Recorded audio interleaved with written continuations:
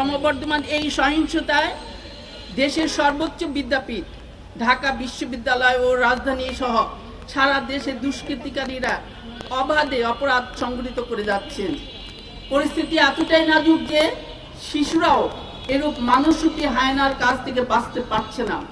অধিকাংশ ঘটনায় সংঘটিত হচ্ছে ক্ষমতাসীন দলের কর্মীদের দ্বারা। সোশ্যাল মিডিয়ায় আমরা নারী ও শিশু নির্যাতনের ঘটনার পর দেখি আইন শৃঙ্খলা বাহিনী তাদের তৎপরতা শুরু করে। আরো দুঃখজনক যে টেলিভিশন চ্যানেলগুলো এই লোমহর্ষক নির্যাতনের সংবাদ প্রচারে নিশ্চুপ। আমরা গভীর উদ্বেগের সাথে লক্ষ্য করছি রাষ্ট্র দেশের নারী ও শিশুদের নিরাপত্তা দিতে ব্যর্থ হয়েছে। আমরা বাংলাদেশ জামাতে ইসলামী মহিলা বিভাগ এসব ঘটনার তীব্র নিন্দা জানাই।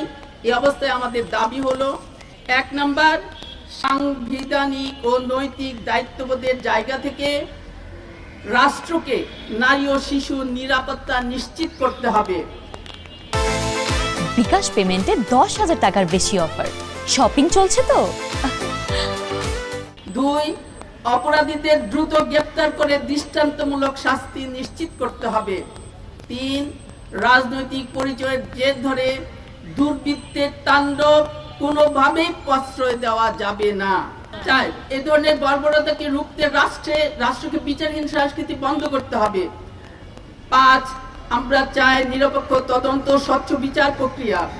৬, প্রতিটি মা বোন ও শিশুর নিরাপদ জীবন নিশ্চিত করতে প্রশাসনকে দ্রুত ও কার্যকর পদক্ষেপ নিতে হবে। ৭, গ্রেপ্তারকৃত অপরাধীদের দ্রুত বিচার ট্রাইব্যুনালে সর্বোচ্চ শাস্তি নিশ্চিত করতে হবে। ৮, যে প্রভাবশালী চক্র অপরাধীদের রক্ষা করার চেষ্টা করেছেন তাদের বিরুদ্ধে অবিলম্বে ব্যবস্থা নিতে হবে। ৯, মামলা নিতে পুলিশের গড়িমসি তদন্ত করে দায়ী কর্মকর্তাদের বিরুদ্ধে বিভাগীয় ব্যবস্থা নিতে হবে। ১০, শিশু নিরাপত্তা ও ধর্ষণ নির্যাতন প্রতিরোধে রাষ্ট্রকে কার্যকর, কঠোর ও দীর্ঘমেয়াদী নীতি গ্রহণ করতে হবে।